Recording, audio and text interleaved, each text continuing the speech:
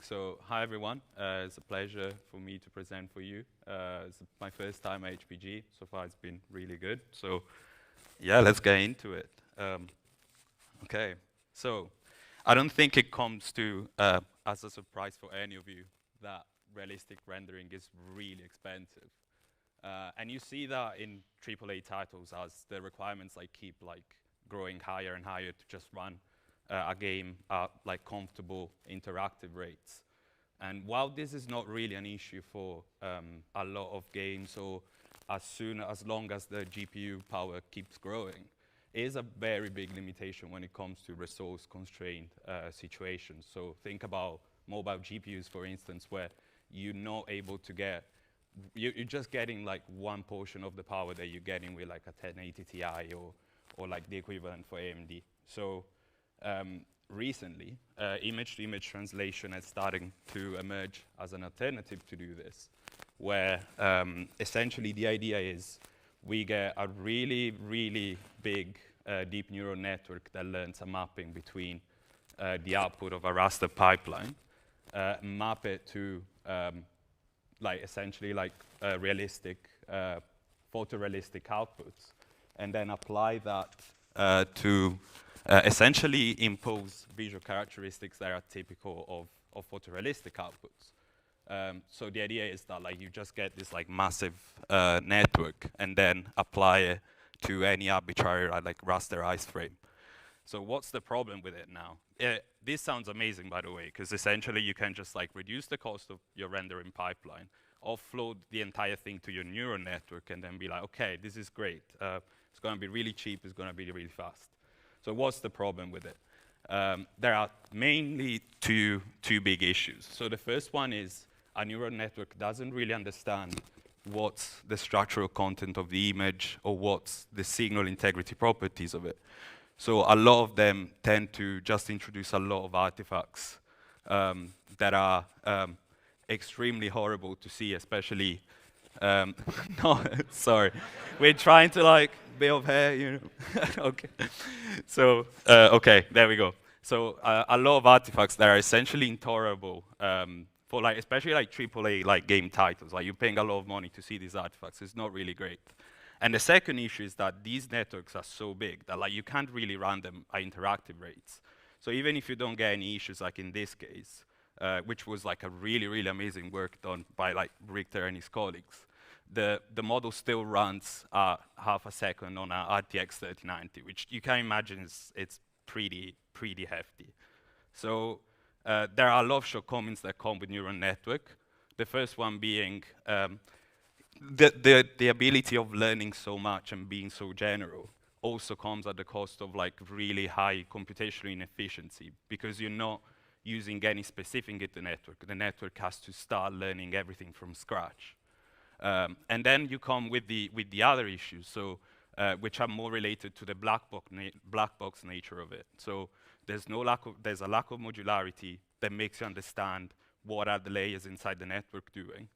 There's a lack of interpretability and explainability, which it can be detrimental for a game artist, for instance, because you don't really have control on what you're doing or what effects you're trying to recreate. And then there's a lack of debugability, which comes with this black box approach, because the network might introduce some weird artifacts, but you don't understand where these are coming from. So having said this, what we try to do is essentially trying to define which properties do we want from an ideal image-to-image translation method. And we basically said we want that to have the same capability of learning from a large amount of data, so just like a neural network, be lightweight enough to run a real-time and then run alongside any standard graphics workload, and then produce results that are both spatially and temporally stable at the same time. We don't want any weird artifacts on the output image. So based on this, we propose this framework that is based on lightweight, learnable post-processing shaders, and we call it generative adversarial shaders. So the idea about it is that in image-to-image translation problems, adversarial learning is pretty much the dominant method of training. If you, of course, exclude diffusion methods, which started recently to pop up. But the idea is that with adversarial training, you want to train like a very large generator to do this like image-to-image task training in an adversarial way. What we do is instead of using a large neural network, we use a post-processing pipeline as our generator.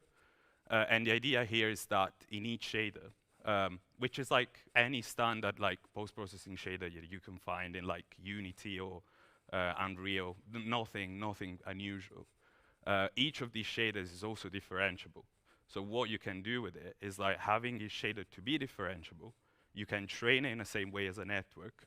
So you can use backpropagation to update the weights of the shaders, and then end up with essentially a method that combines this way of like training deep neural networks with a lightweight post-processing modern shaders pipeline.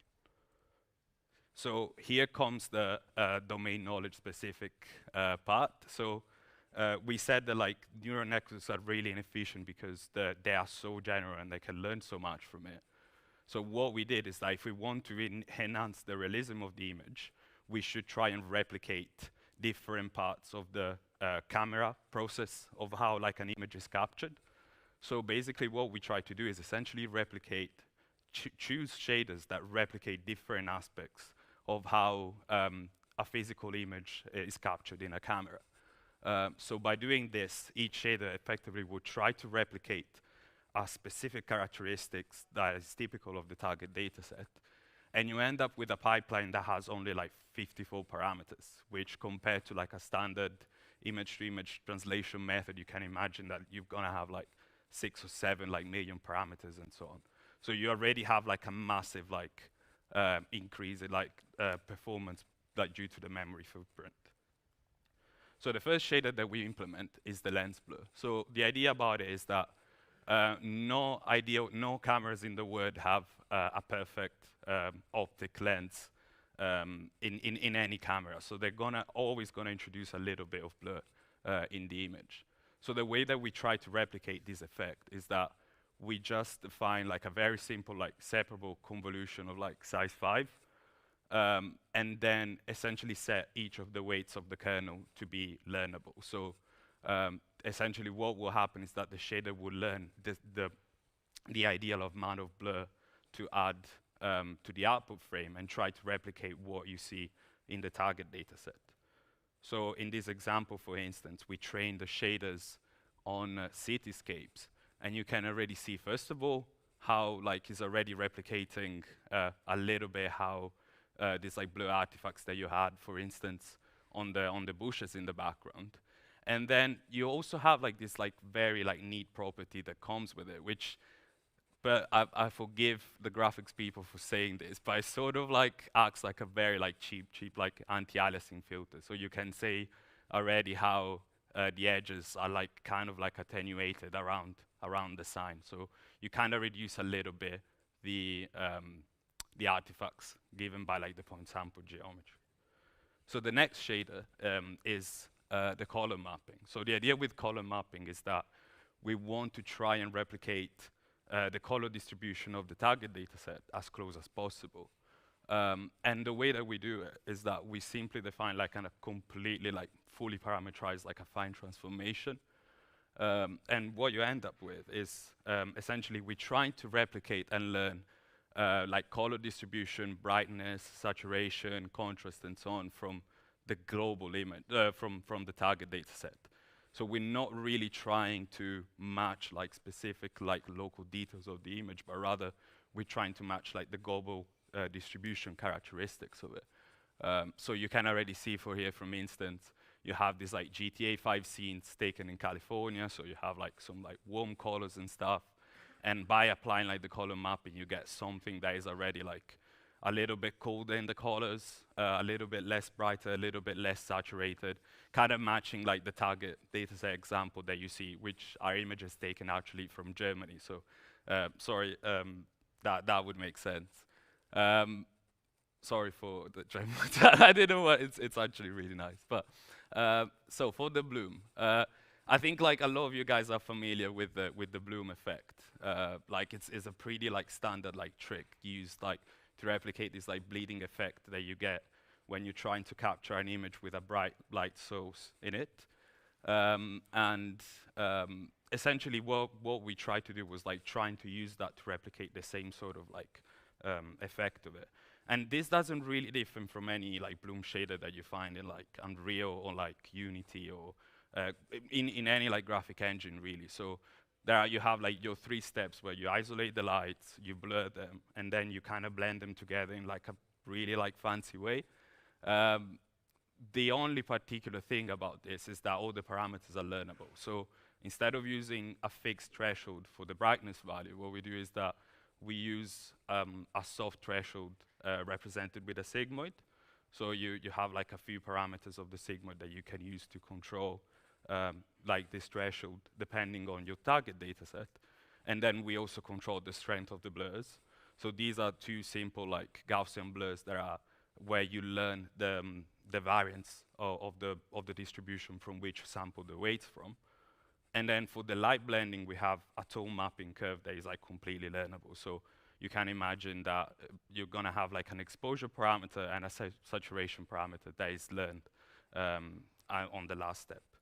One very last thing about this is that similarly, I guess, to like how like Bloom is implemented usually, is that we kind of adopted a multi-resolution approach where each resolution learns a different Bloom parameter. And the idea about it is that, first of all, we want like good performance, of course, because we don't want to like do multiple passes on like one resolution and then end up with something that either doesn't look nice and might be a little bit too slow. And second of all, I guess it's more to try and get like a more aesthetically pleasing effect, because if you get like different resolutions for different blooms for different resolution, you can get like sort of more descriptive bloom rather than, let's say, downsampling and passing it multiple times. And I guess it's like a lot of the problems where you see that a lot of the times blue can be quite an annoying effect. So we try to like make it as descriptive and more aesthetically pleasing by sort of like using this approach. So as you can see from here, the shader is able to get like that bleeding effect like on the edges of the sign. So you can already see how like the light is like bleeding over a little bit of the sign. But also like on the horizon of the image, you can already see how the light of the sky like sorts of like blends over quite nicely with the trees. And then it also has this like quite neat characteristic of giving like a much closer look to the target data set compared to just applying a color mapping.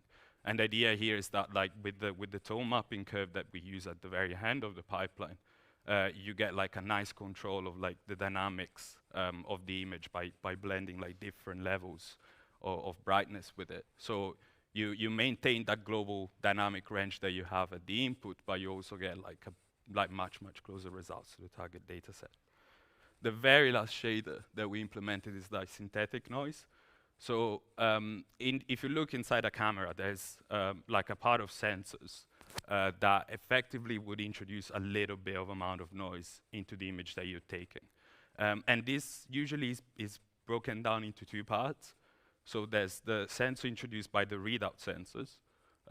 So there's going to be a little bit of noise when the amplifiers like read the pixel values. And then there's like some noise that is introduced by the thermal sensors. So you can imagine you might have like an ADC that converts the signals to like a digital image. And that, as it's susceptible to like thermal like fluctuations and stuff, it might introduce like a little bit of noise in there as well. So the way that we modeled that is that for the pixel capture noise, we use a Poisson distribution. And for the thermal noise, we use a simple like normal distribution to introduce this noise. And the parameters that describe the distribution of the noise are also learned in order to introduce the ideal amount of noise in the image. Like, we don't want to destroy the quality of the image. We just want to introduce a little bit of detail into it in order to look a little bit more realistic. So before we get into the results, we'd like to just give you like a quick, very quick overview of like how we implemented this in order to optimize it. So we implemented this in OpenCL, but the idea really here is just like we want to try and minimize as much as possible like accesses to global memory. So like the algorithms itself are not really fancy. what is going to be the big bandwidth here is going to be like the way that you access like, your global memory. So the idea was, when possible, let's try and fuse all the kernels together and try to maximize the performance as much as we can. Okay, so I have some examples here. This is like the input frame that you've seen already in a couple of the slides. And this is one of the examples after we apply our learn pipeline. And at the bottom row, you can sort of see like the examples where it's learning from. And then there's another one here where you kind of try to get the same result. And also, as you can see, we're running this on a BTX32 MC4 at 2.8 milliseconds. Bear in mind that's a 1 teraflops per second GPU, so like it's like again like a fraction of what you can actually get from like a real GPU. And for the runtime that we get, the results are pretty good. So I've only shown you like examples from Cityscape so far, but our pipeline can really be trained on any data set that you want. So you can use like any target data set that you really want to try and recreate. So for example, here we're using Mapillary that has like sort of like more saturated, more brighter images, and you can see how the pipeline sort of like tries to recreate that.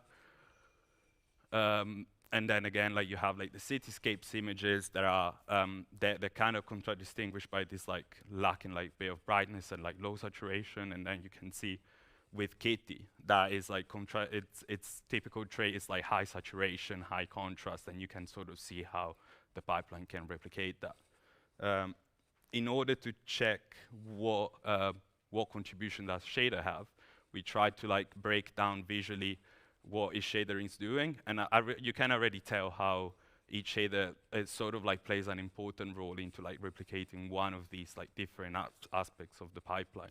So you might have like for instance, here in Kitty, you might have like the lens blur acting a little bit more like a sharpener compared to like in the other data set, as it's like it has a lot of like high frequency details and so on. Okay, so one very nice thing about our method is that without needing any retraining, any fine-tuning whatsoever, you can just take the pipeline that you've trained and apply it to any different input content. So this is like a very, very nice property that we have, because none of the other image-to-image methods can achieve the same thing, either because they rely on metadata that might be tailored for the actual game. So they might use like G buffers that might depend on how the gamers have developed the game, but also it doesn't rely on the actual content of the image. So it basically is just modifying like RGB values. So what you have is that you can apply basically on any game, and it will work fine as long as that it will give you like pretty good results. So no need for retraining whatsoever. So we also try to do like this like a quantitative comparison between other like benchmark models. So we use basically like frames per second to just see how fast our pipeline can run. And then the KID score, which if you're not familiar with it, is a simple distribution distance metric. So the lower the score would be, the closer the images produced would be to the actual target dataset distribution. And you can already see how our model can already beat some of the models, of like neural network models that actually achieve the same task. And you can see as well how much faster it is compared to like most of the neural network methods available at the moment. So one thing we have to say about the KID score, though, it's not a really good reflection of the visual quality of the images. So all these models that you see here actually achieve a better KID score than us, but as you can tell, they introduce a lot of these artifacts that we were mentioning earlier, while our pipeline actually does a really good job at enhancing and changing the style of the content without introducing any of these artifacts.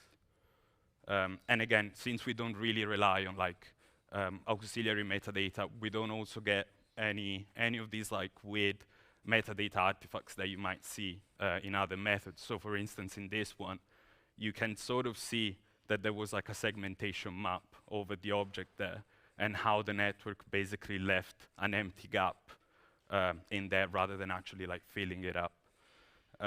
So of course our method also has limitations, and the main one comes actually from the property that we were describing before. So deciding to go very specific with the shaders also can limit what your network can learn in a sense, because you don't have like that nice generality that you have with like a very, very large neural network. So you're sort of limited by how specific your shaders will be. And you have this like sort of trade-off where you have to decide whether do you want to stand. So for this instance, we decided that we wanted to achieve as better computational performance as we could, while also achieving really good results.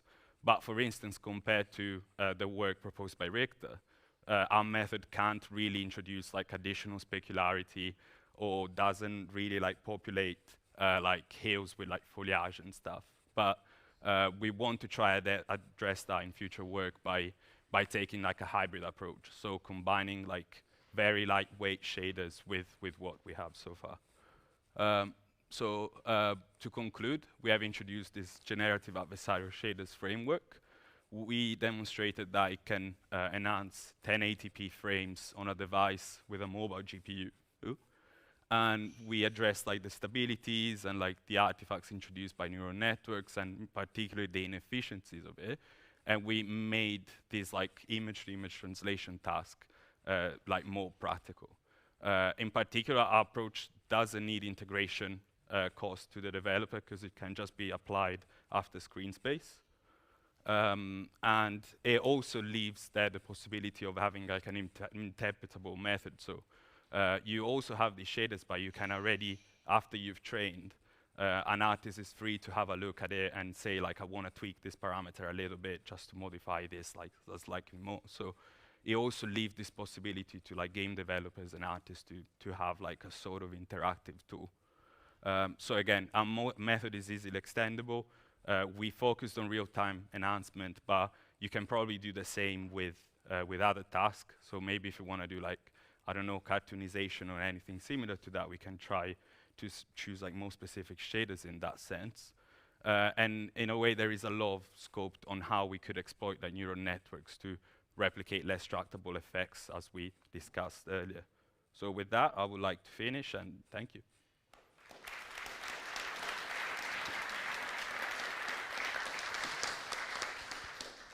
So we actually have a couple of minutes for questions, I think.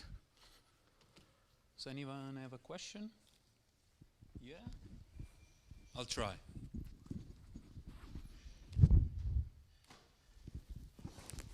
Hi, nice talk. Yeah, I wonder how much this depends on how good or bad or physically correct or plausible the input is. Like, how much dependence is on the input? So I can give you two perspectives. If you, in terms of the target data set, it would replicate, if the target data set has like really bad artifacts or anything like that, the shaders will replicate that as well. So that's the kind of thing that like comes with the realism enhancement thing, I guess. Where like, do we really want realism in images? That's the question to the game developers. But in the part of the input pipeline, we haven't. We sort of took the same approach as other papers. So we took like the frames from GTA and tried to do the same kind of translation task. I think what we would like to address in future work, I guess, is like, what if we take a game that has less details than a AAA title and see how that can perform? I guess this would be like the very first step into that process, and see how that will interact with it. Yeah. Thank you.